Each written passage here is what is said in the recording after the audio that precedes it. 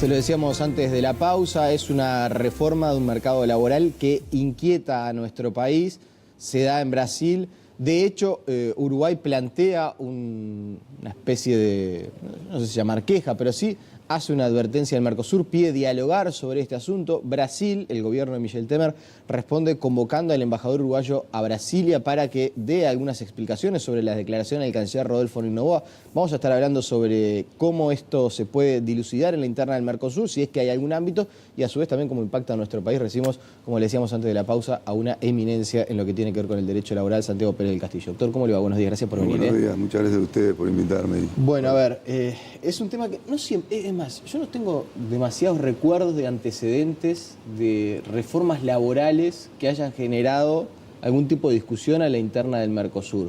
Pero antes de hablar sobre el tema del Mercosur, quizás mucha gente pueda no contener o no saber el contenido de la reforma en Brasil. A grandes rasgos, ¿qué es lo que establece? Bueno, lo que establece es una mayor importancia de la autonomía individual, es decir, de lo que las partes dicen entre ellas. Es decir, no retasean un poco el rol de los sindicatos, el rol del convenio colectivo, y conceden al libre consentimiento de las partes del empleador y un trabajador aptitud para modificar algunas cosas que en principio son imperativas, son de orden público, es decir, que no se puede modificar salvo que haya un convenio colectivo muy potente y que se trate de temas relativamente secundarios o no trascendentes. Es como cuando eso sería lo más importante, es decir, me parece que es un problema de fuentes, no tanto de contenidos, aunque de contenidos también es interesante, después lo podemos ver un poquito de qué versa. Sí, de fuentes, es decir, de cuáles son las normas que se pueden usar para construir el derecho laboral. Es decir, entonces, la reforma laboral brasileña tiene sobre todo un énfasis en el acuerdo individual. ¿Y qué ocurre? Ocurre que el derecho laboral brasileño es muy dirigista, muy protector, muy imperativo. Y entonces, al abrir la posibilidad de que las partes en forma individual se pongan de acuerdo para modificar, por ejemplo, la jornada diaria de trabajo, le restan rol o función al sindicato y al convenio colectivo que redacta el sindicato. Es básicamente, yo diría que eso es lo central de la reforma, es decir, hacer perder protagonismo al sindicato para crear normas y concedérselas a las partes actuando, negociando individualmente. El derecho laboral tradicionalmente se ha opuesto, mejor dicho, ha superado el acuerdo individual de las partes porque considera que el patrón tiene más fuerza económica que el trabajador individual solo. Entonces se compensa que sean muchos trabajadores juntos los que negocian las condiciones de trabajo con un solo empleador o con un grupo de empleadores, y entonces están más en pie de igualdad y están en condiciones de poder negociar con más justicia. Ese es uno de los fundamentos del derecho colectivo del trabajo, del derecho sindical. Claro, porque alguien podría decir, ¿qué fuerza o qué posibilidad de negociación tiene un trabajador individual cuando claramente necesita la fuente de empleo? ¿Podrá haber algún caso en el cual pueda decir, bueno, no, si no me das estas condiciones, yo me voy a otro lado y sea absorbido por el mercado laboral? Ahora, en la inmensa mayoría de los casos de los trabajadores que están necesitados de una fuente de ingreso, una fuente de trabajo, el margen de negociación, la espalda para negociar no es muy grande. Exactamente, se limita muchísimas veces a decir que sí a lo que propone el empleador. Si no te gusta, déjalo.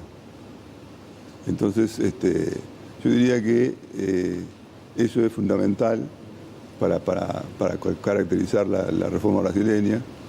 Después hay un montón de pequeñas modificaciones, algunas de las cuales a Uruguay no se les aplicaría porque Uruguay no tiene esas normas tan protectoras. Por ejemplo, en Uruguay el despido son 6 meses como máximo, 6 meses de sueldo. Bueno, en Brasil son muchos más. En Brasil y en general en derecho comparado. ¿Qué ocurre? Ocurre que en Uruguay, si bien el despido es libre, está el contrapeso del tema colectivo que en muchos lugares no es tan sencillo de pedir. Pero en Uruguay es despido libre. Entonces, acá en Brasil, el despido, la indemnización por despido, se trata de un fondo, una especie de AFAP para el despido, Fondo de Garantía de Tiempo de Servicio, que todos los meses el trabajador va descontando parte de su sueldo para alimentar ese fondo. Entonces, cuando lo despiden, tiene derecho a retirar el 40% de ese fondo. Si es un trabajador con mucha antigüedad, el fondo, el 40% está bueno. Si es poquito, si es poca antigüedad, no está tan bueno. Y entonces eso se modifica para reducirlo a la mitad. Entonces después vemos qué otra cosa se hace con el fondo de garantía de tiempo de servicio, pero que en fin no viene el caso en este momento hablando de la reforma, ¿no? Hay modificaciones también en la jornada laboral. En la jornada laboral es una modificación que está en la línea de lo que está pasando en todo el mundo. En la propia OIT está en revisión el Convenio Internacional de Trabajo número 1, que es el que establece la jornada diaria de 8 horas y la jornada semanal de 48 para la industria. Bueno, eso está siendo estudiado, modificarse, sobre todo en cuanto a la jornada diaria, no tanto en cuanto a la semanal. Es decir, entonces en muchos países, incluso en la Unión Europea, ya se permite pasar las 8 horas diarias, siempre y cuando en promedio en la semana no se haga más de 48. Alguien podría eventualmente hacer, no sé, 12 horas de corrido, y si después descansa y llega, no sé, o sea, hacer 4 jornadas de 12 para llegar a las 48 y después tener 3 días libres, por decir algo. Exactamente. Bueno, y de hecho, en Uruguay eso se puede hacer con autorización del Ministerio de Trabajo, en un régimen de 144 horas en 3 semanas. Hay algunos regímenes que se trabaja 4 días a la semana, 12 horas, y se descansan 4 días, ya no 3. Entonces, en definitiva, se trabaja menos tiempo. Pero eso se hace sobre todo cuando son trabajos a distancia de las zonas urbanas donde se vive, o por necesidades de mano de obra, ¿cierto? Es decir, y este régimen que usted menciona, en la reforma brasileña aparece más claramente expuesto, ¿cierto? Se dice por un lado que tiene que ser de 8 horas, pero después se dice la posibilidad de excepciones. La primera excepción es 2 horas más por día, que quedan 10 horas. Y la segunda excepción es que en un periodo de tiempo, en promedio, no se haga más de 48, pero sin límite diario. En la Unión Europea, este tema del tiempo de trabajo está también mencionado o previsto, porque entre el fin de una jornada y el comienzo de la siguiente deben pasar por lo menos 11 horas. Así que, y con el régimen que usted mencionaba de 12 horas diarias, 4 veces por semana, son 12 horas de descanso entre el fin de una jornada y el comienzo de la siguiente. En definitiva, la rigidez del Convenio Internacional de Trabajo, que es muy difícil de modificar porque tiene un prestigio importante, porque ha sido un avance grande en las condiciones de trabajo de todo el mundo. Esa rigidez de 8 horas diarias y 48 semanales está en vía de desaparición, digamos, está en vía de modificación. Esto es bastante subjetivo lo que le voy a preguntar. Ahora, si usted tuviera que hacer un análisis global de la reforma del mercado laboral brasileño, ¿qué nota le pondría? Yo le pondría un 5, porque me parece que se hizo de forma que no es la que corresponde a normas que tienen que ser aplicadas después en el día a día, ¿cierto? Y se hizo además de una forma que modifica las relaciones de poder en la sociedad. Nosotros quizá tenemos un sindicalismo muy fuerte y por eso mismo se compensa la legislación débil, relativamente débil que tenemos. Tenemos un sindicalismo fuerte y una jurisprudencia que generalmente es tuitiva, es protectora. En Brasil lo que ocurrió es que el sindicalismo también era fuerte, será fuerte hasta noviembre que empieza la reforma a regir, pero estaba muy atomizado. Hay 17.000 sindicatos en Brasil, contra lo que podemos decir en Uruguay que serán 100 o una cosa así. Y más allá del país continente que sea, en dimensión, obviamente que son varios núcleos. ¿Sabe lo que ocurre, Nicolás? Mire, lo que ocurre es que yo no es por ser mal pensado, pero hay una cosa que en esta reforma desaparece, que es la contribución sindical obligatoria. Es decir, todo trabajador tenía que pagar, permitir que se le descuente el impuesto que iba para el sindicato, obligatoriamente. Tenía que elegir algún sindicato y que le vaya la contribución sindical. Eso en Uruguay existe, pero voluntario. Es decir, si usted no da el consentimiento, no le descuentan nada. Bueno, la situación en Uruguay es la que va a ser en Brasil después de la reforma, que sea voluntaria. Y eso es típica cosa que va en desmedro del poder del sindicato, del poder económico, en este caso del sindicato. Sí, parece ser como una cuña puesta directamente para resquebrajar el poder sindical. En este caso es poder económico sindical, pero en otros casos, por ejemplo, fíjese una cosa, en Brasil, para hacer referencia a lo que yo decía, de las normas muy intuitivas, muy protectoras, muy rígidas, ¿no? Muy garantistas, las leyes. El despido debía ser comunicado al trabajador con asistencia del sindicato. Eso desaparece ahora. Es decir, el rol del sindicato de ser un poquito como el abogado, es decir, del trabajador en cada despido, queda sin efecto. En Uruguay nunca fue así. No. En los hechos, muchas veces el sindicato interviene. Pero...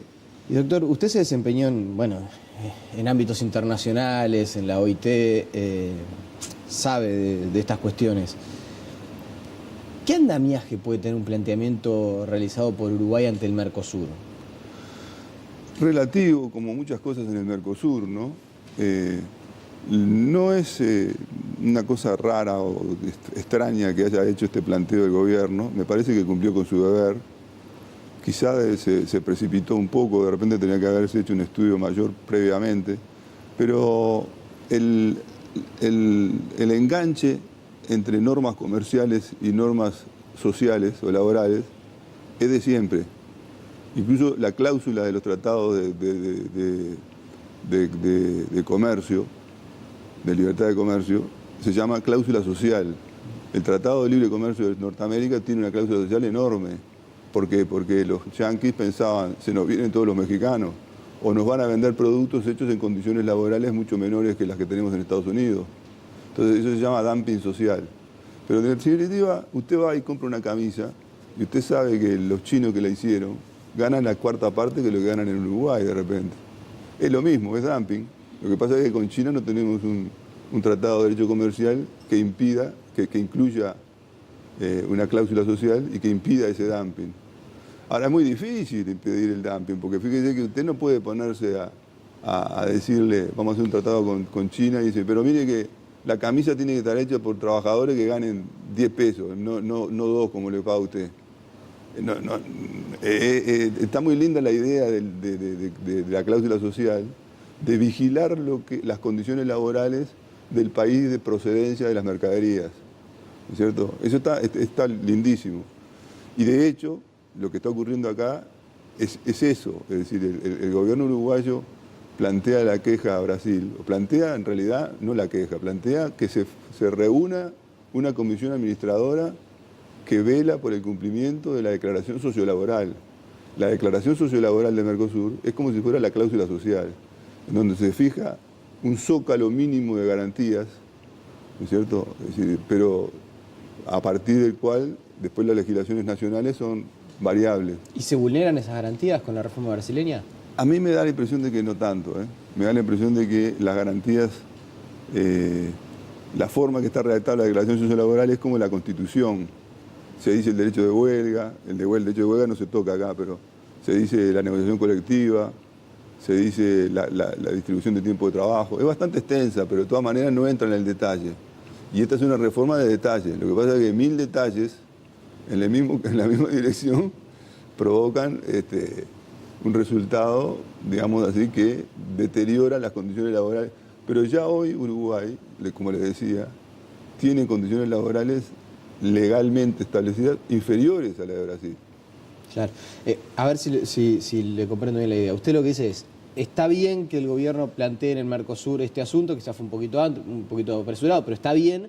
Ahora no van a poder hacer nada porque no es que esto vaya contra las cláusulas comerciales del Mercosur, las cláusulas sociales. Yo no estudié la comparación, acá tengo la ley.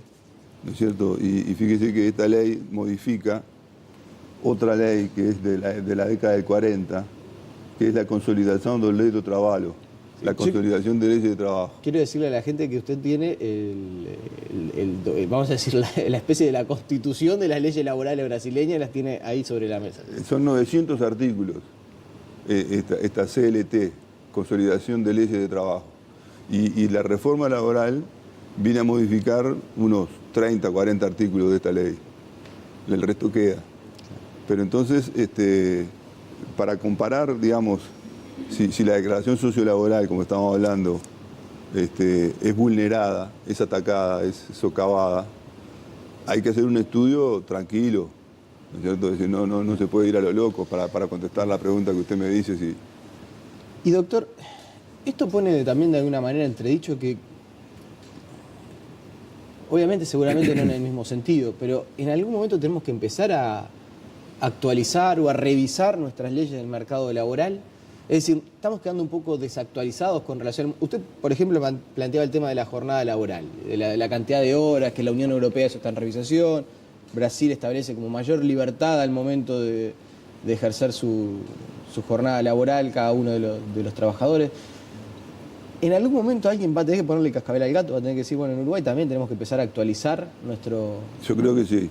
Yo creo que un ejemplo típico de actualización o modernización es el de la distribución del tiempo de trabajo, ¿no es cierto? Y sobre todo por los nuevos trabajos que aparecen. Es decir, la reglamentación del trabajo es hecha en el año 1915 en Uruguay, la ley de 8 horas, y prácticamente no hubo ninguna ley posterior general que modifique el tema o que contemple las realidades nuevas laborales. ¿No es cierto? El teletrabajo, el trabajo a distancia, el trabajo intermitente y el trabajo a tiempo parcial, es decir, el trabajo usando plataformas de tecnología de la información. Es decir, está revolucionando, digamos, el trabajo del futuro y no podemos quedarnos con... Porque el valor limitación del tiempo, es decir, el valor de que la gente no se muera trabajando, que no se extenúe, es un valor que se mantiene. ¿No es cierto? Es un problema de salud pública, un problema de salud individual. La gente no puede... Pero una cosa es que se mantenga el criterio de preservar el valor y otra cosa es que para que todo el mundo esté exento de riesgos, de peligros, tengan que entrar por un tubo que no se les aplica. ¿No es cierto? Está claro. ¿Y quedan en condiciones? Y yo pienso que, fíjese una cosa, Nicolás, hay otro caso que no está regulado en Uruguay y es el siguiente. Usted tiene 8 horas diarias, porque usted es un trabajador estándar de los antiguos, ¿no? Que tiene 8 horas diarias todos los días, de lunes a viernes, de lunes a sábado. Hay pocos que tienen ese horario, 8 horas diarias de lunes, pero el trabajo industrial puede haber todavía unos cuantos. Y entonces usted, resulta que hoy de tarde viene de Suecia una prima suya que estuvo de hace 20 años en Suecia y quiere ir a buscarla al aeropuerto. Y entonces usted le pide al empleador que le franquee 4 horas. Hoy entonces hace 4 horas y las 4 horas de la tarde las hará mañana. Bueno, si usted mañana hace esas 4 horas y sumadas a las 8 de mañana, quedan 12. Bueno, entonces, ¿sabe qué? La ley uruguaya lo que dice, y la jurisprudencia, los jueces, esas 4 más hay que pagarlas extra. ¿Por qué? Porque exceden el límite diario de 8. ¿No es cierto? Y usted dice, no, pero yo quiero compensar, yo no quiero cobrar hora extra. Y el juez le dice, no, usted tiene derecho a cobrar hora extra y tiene que pagarlo, el patrón. ¿Se da cuenta? Es decir, en la práctica, ¿qué pasa? En la práctica se hace igual, claro. Se flexibiliza de hecho, pero no es buena cosa que hayan normas que no se cumplan o que no tengan posibilidad de exceptuarse en casos concretos. Esta reforma brasilera trae esa posibilidad, pero ¿qué ocurre? Ya la tenía Brasil, pero la tenía por acuerdo colectivo. Es decir, se podía hacer un banco de horas, como se llama, por acuerdo. Y ahora la reforma brasileña dice que se puede hacer por acuerdo individual. Es decir, que las partes se pueden poner... No se necesita convenio colectivo, no se necesita que el sindicato intervenga. Doctor, la última. Porque aparte es Brasil y es el lugar donde nosotros tenemos frontera seca con Brasil. Es decir, sí, puede pasar que en muchos lados de la frontera uruguaya haya unas normas laborales... Bueno, de hecho pasa. Hay unas normas laborales de un lado de la calle y ahora del otro lado de la calle va a quedar este régimen totalmente distinto. ¿Qué tan perjudicado queda el empresariado uruguayo ante esta situación? Es decir, ¿cuánto perdemos en competitividad con relación a las relaciones laborales brasileñas en este escenario? Yo creo que no perdemos competitividad porque el derecho laboral uruguayo es menos protector, es menos exigente que el derecho laboral brasileño. De forma que cuando se reúna la comisión administrativa de la declaración sociolaboral, que me parece que está previsto, digamos, y fíjese una cosa, un pequeño paréntesis, ¿no? Después sigo con la competitividad. ¿Por qué actúa Nin Noboa y no Murro? Porque el tema es un tema de derecho internacional, no un tema tanto laboral.